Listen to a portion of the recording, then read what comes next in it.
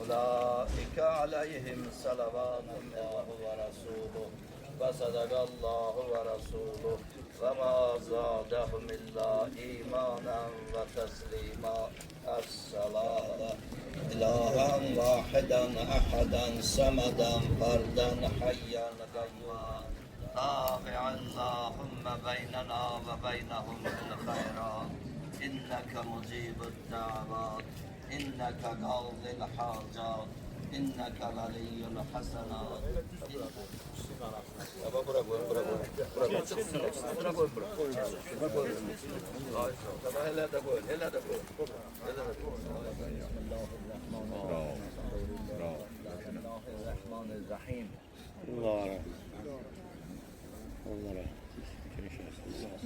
Allah rahmet eylesin. Götürün.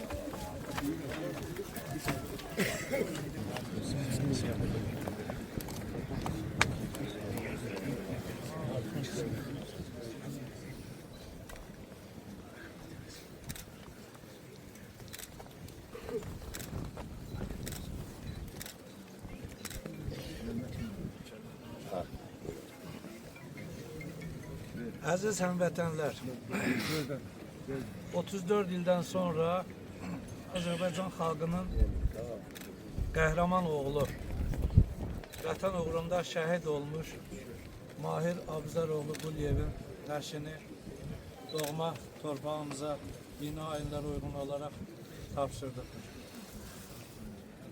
90-cı illərin əvvəllərində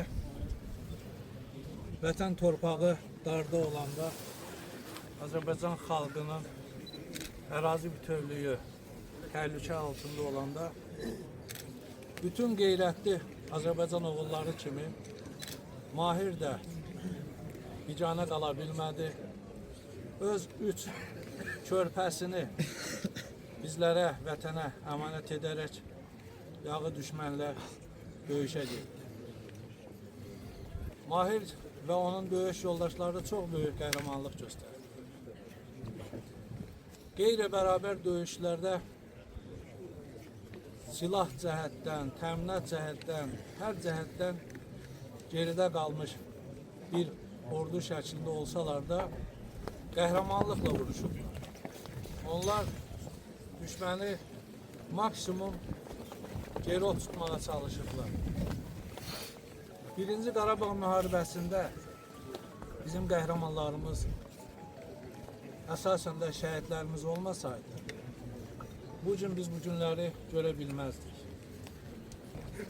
Azərbaycanın normal bir təmin olunmuş, silahlanmış ordusu yoxdur. Azərbaycanın ərazisinin qorunması məhz könüllülərin əsasən üzərinə düşmüşdür. Onlar elə böyük bir silahla təmin olunmasalar da, təlimlərdən keçməsələr də onların ürəyində bir vətən sevgisi vardı. Bir qəhrəmanlıq var idi onlarda. Onlarda bir qorxmazlıq var idi ki, dırnağacan silahlanmış düşmən ordu ilə vuruşurdular. Bir addım da geri çəkilmir. O cümlədən Mahir də elə döyüşçülərimizdən olub, elə bir qəhrəmanlarımızdan olub. Nə yazıq ki, qeyri-bərabər döyüşdə vətən uğrunda şəhid olmuşdur. O gün, bu gün biz Mahirin nəşini axtarırdıq. Onu qanun qaydaya uyğun doğma rayonumuzda torpağa tapşırmaq arzulayırdıq. Sağ olsun dövlətimiz, sağ olsun cənab prezidentimiz. Bunun sərəncamı ilə komissiya ayrılıbdır, yaradılıbdır. Dövlətimiz bu sahəyə xüsusi diqqət yetirir. Heç bir maliyyə sərfindən çəkinmədən itkinlərimizi axtarır.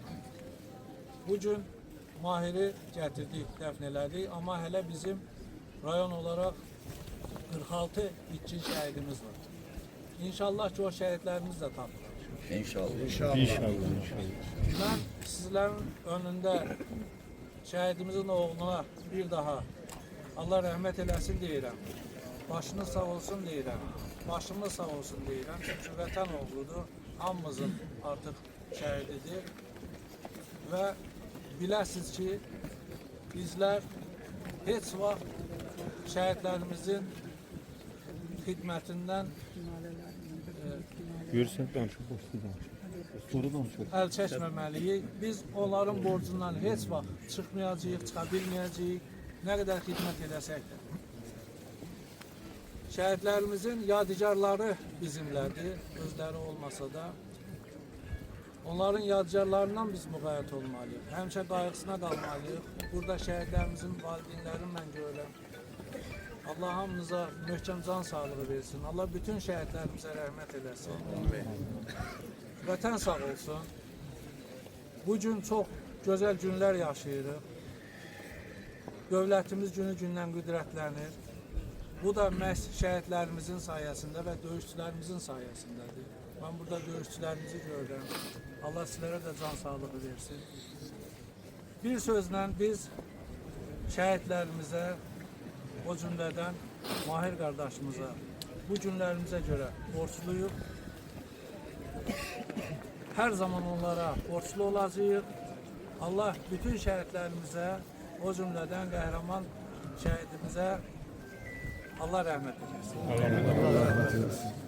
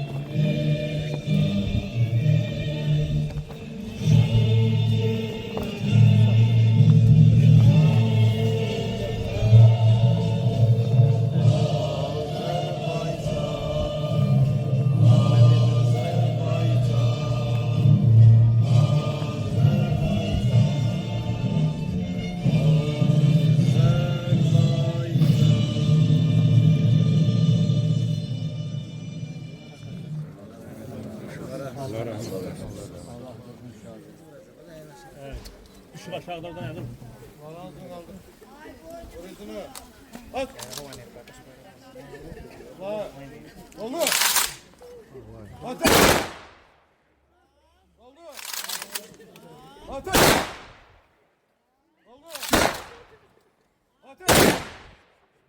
Turizmi. Allah. Var. Al.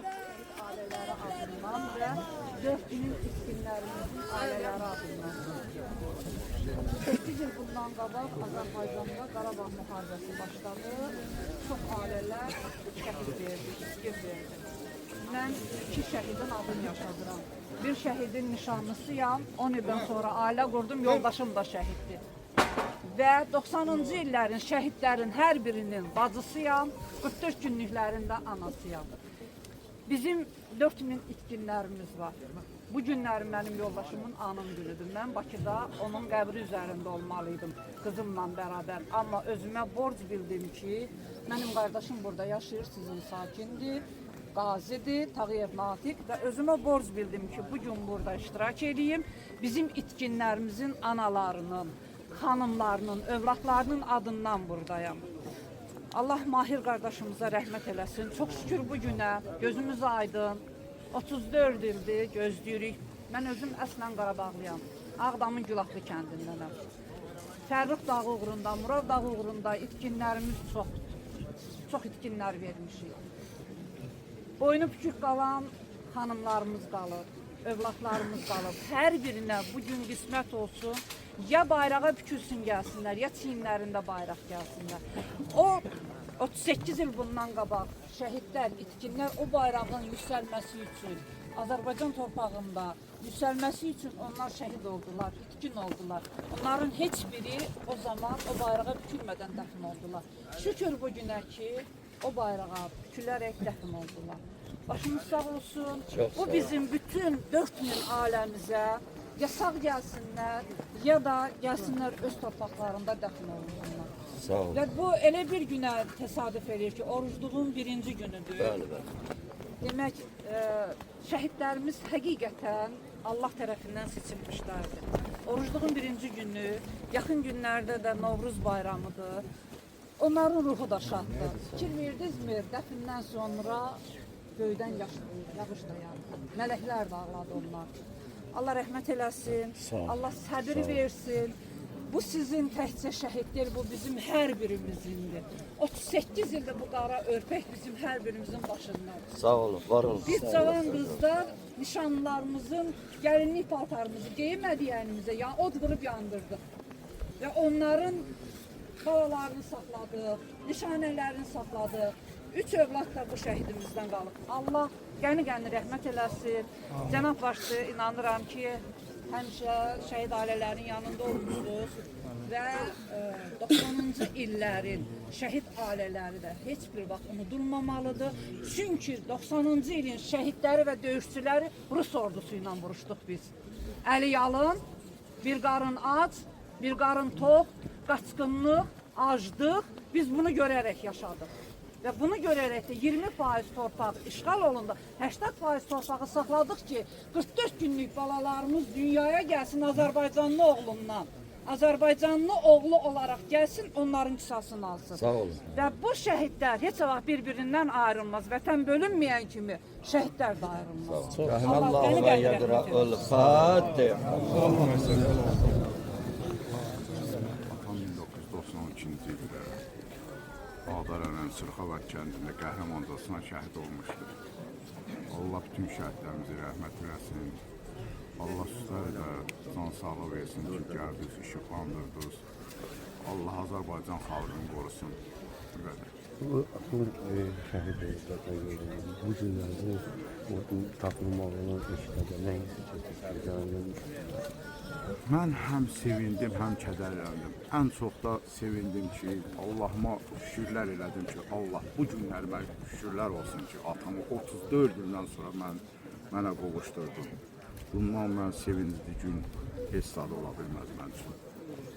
Həyatımda ən sevincli günlər bu günlər oldu mən üçün. Allah səbir. Allah sizləri var eləsin. Allah xalqımızı qorusun. Sağ olun.